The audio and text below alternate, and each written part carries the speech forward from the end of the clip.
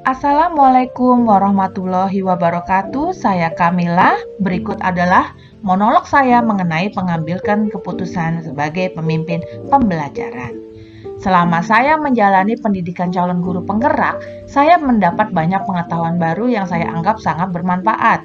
Saya menganggap jika semua ilmu yang saya dapat dari program pendidikan guru penggerak perlu diimbaskan di lingkungan asal saya. Dalam mentransfer pengetahuan tersebut, awalnya saya akan memberi contoh dari sikap saya dan pembiasaan. Kemudian saya akan mensosialisasikannya ke rekan sejawat sehingga mereka memahami konsep dan pengetahuan yang saya dapat di program pendidikan guru penggerak. Pastinya saat seseorang berinteraksi dengan orang lain di komunitas dan lingkungannya, kita akan mengalami situasi yang menyebabkan dilema etika maupun dilema moral.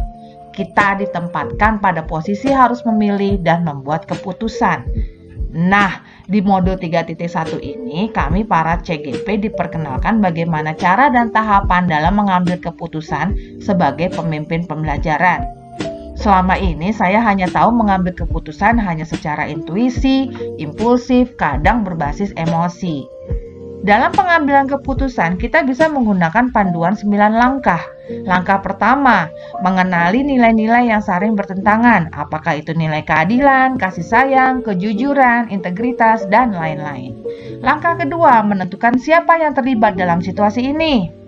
Ketiga, kumpulkan fakta-fakta yang relevan dengan situasi ini. Keempat, pengujian benar atau salah. Diuji berdasarkan secara legal, peraturan, intuisi, publikasi, dan yang terakhir, uji panutan. Di sini mendiskusikan kasus dengan orang yang dihormati atau dipercaya. Langkah kelima, pengujian paradigma benar lawan benar. Apakah paradigma antara individu versus masyarakat, keadilan versus rasa kasih sayang, kebenaran versus kesetiaan, atau jangka panjang versus jangka pendek. Langkah keenam, melakukan prinsip resolusi. Apakah itu berprinsip pemikiran yang berdasarkan hasil akhir, atau peraturan, atau rasa peduli. Langkah ketujuh, investigasi opsi trilema. Akankah muncul pilihan lain yang berbeda? Langkah ke-8 tentu saja mengambil keputusan. Nah, langkah terakhir sebelum melaksanakan tindakan dari keputusan tersebut, kita mesti merefleksikannya terlebih dahulu.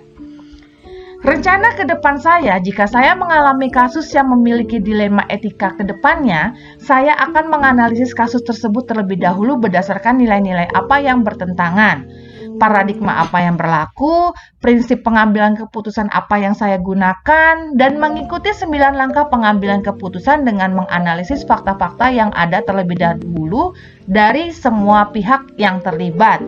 Melihat siapa yang terlibat di sini, menguji benar salah secara legal, regulasi, dan intuisi. Saya juga akan mendiskusikan terlebih dahulu kasus yang ada dengan idola saya atau panutan saya, dan meminta pertimbangan beliau. Panutan di sini adalah kepala sekolah sebagai orang yang memiliki wewenang tertinggi di sekolah, serta rekan sejawat saya yang biasa menjadi teman diskusi dan bertukar pikiran yang terpercaya.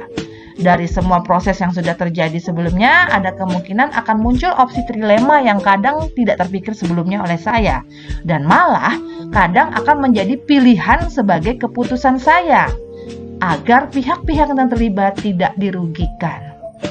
Setelah keputusan saya ambil, sebelum mengambil tindakan, saya akan merefleksikannya terlebih dahulu agar lebih yakin akan keputusan saya tersebut.